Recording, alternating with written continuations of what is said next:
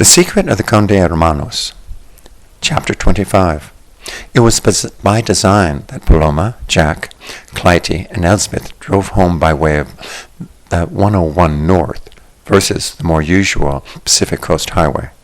For that way, they would circumvent entirely, passing through Malibu, and more specifically, they would avoid Paradise Cove altogether. Paloma wished her mother's homecoming to be free of any grim reminders of what had driven her away in the first place.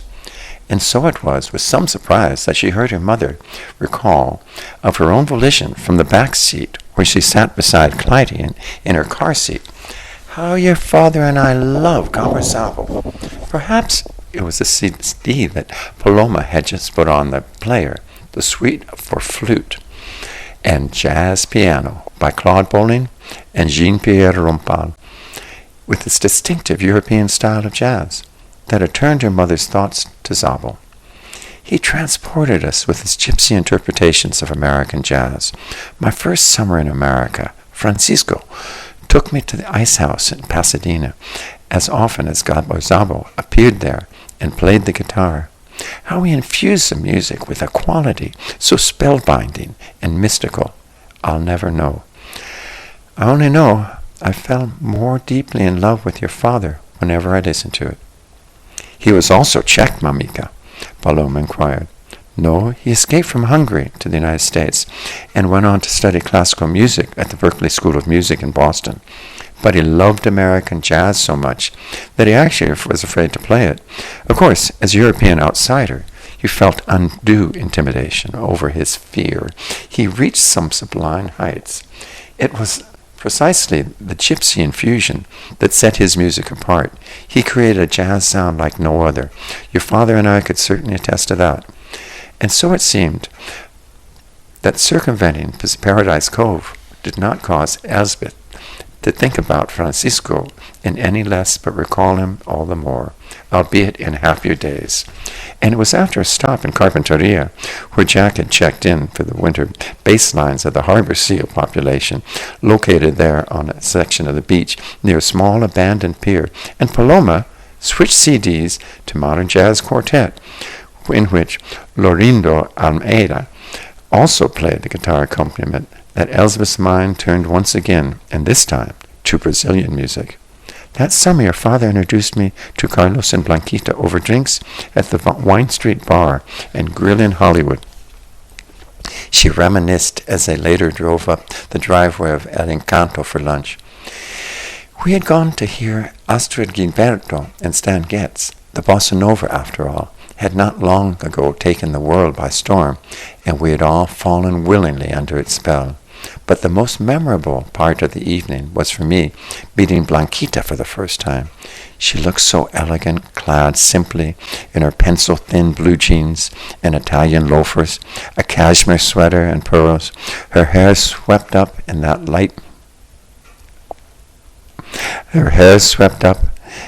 tight little chignon, always wore an ever-present fragrance of l'air de temps. She was a few years older than I was, and I yet seemed so worldly wise in comparison, and she always seemed to understand intuitively my unusual plight. In fact, the longer I knew her, the more certain I became that she indeed had a sixth sense. She took me under her protective wing, Paloma, as I know, a few years later, that she took you too. And don't forget Petal, Paloma was quick to remind her mother, for no one, probably not even Uncle Carlos himself, received more loving ministrations from Aunt Blanquita than dear Petal. Her mother, after a quick intake of air, seemed to hold her breath, and after a few more long seconds, which Paloma feared seriously that Elspeth might succumb to tears, she exhaled, and then, as if remembering suddenly a forgotten but vital fragment of a dream from the night before, she said simply, "My God, Petal." Elspeth remained silent all during lunch, and Paloma thought it best not to bring up the subject of Petal again. But it was as they were traveling through the endless corridors of vineyards that lined the highway on the far side, north side of Santa Barbara County, and with Chaconne by Bach, this time playing softly in the background, that Elspeth began to whisper, almost inaudibly at first, "The Chaconne is the music for which the angels ascend to heaven." And after blinking a few times, as if returning to the present, she continued her normal speaking voice. "It was the year before Petal's death that Blanquita asked me to paint her portrait. I think she sensed that time was running out for Petal, and when it did, it would be unbearable for Blanquita herself. Therefore, you see, the purpose of Petal's portrait was to capture her spirit for all time. It was a daunting task that I took very seriously, and I can honestly say I have painted nothing quite like it, before or since.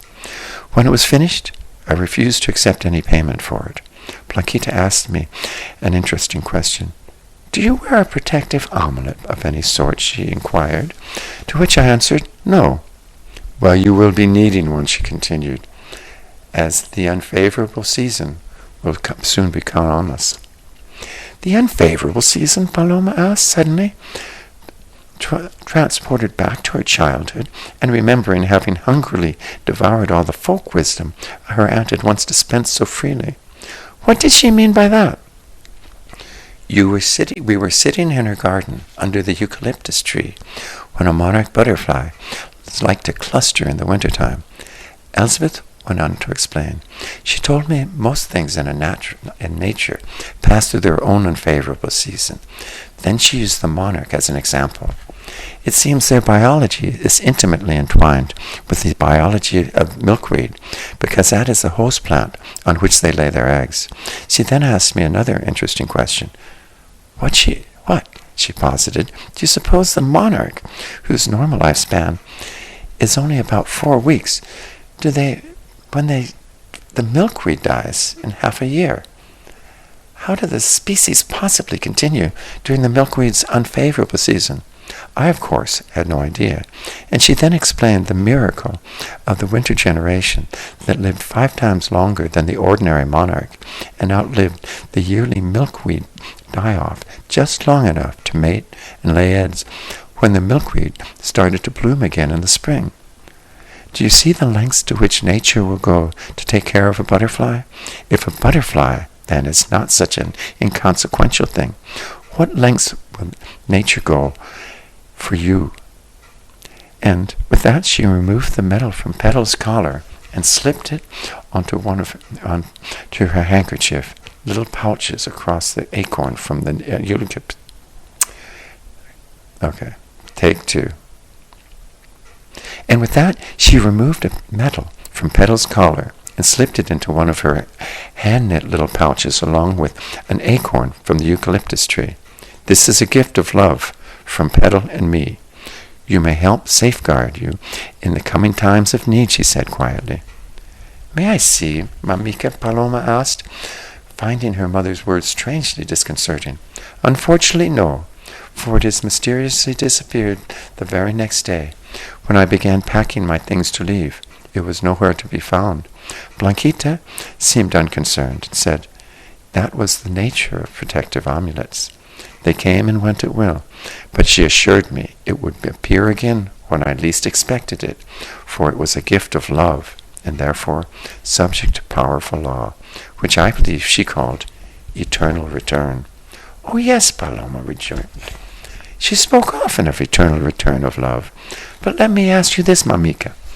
What was the medal from Petal's collar? By any chance, a medal of St. Francis of Assisi? It was, actually. How could you know? Elspeth asked, astonished. I just remember Petal always wore one, was all Paloma could bring herself to say, still feeling oddly bewildered, because contained within that very same tattered drawstring satchel, which Bartholomew had so recently brought to her, had indeed been a small medal of St. Francis and an acorn from a eucalyptus tree.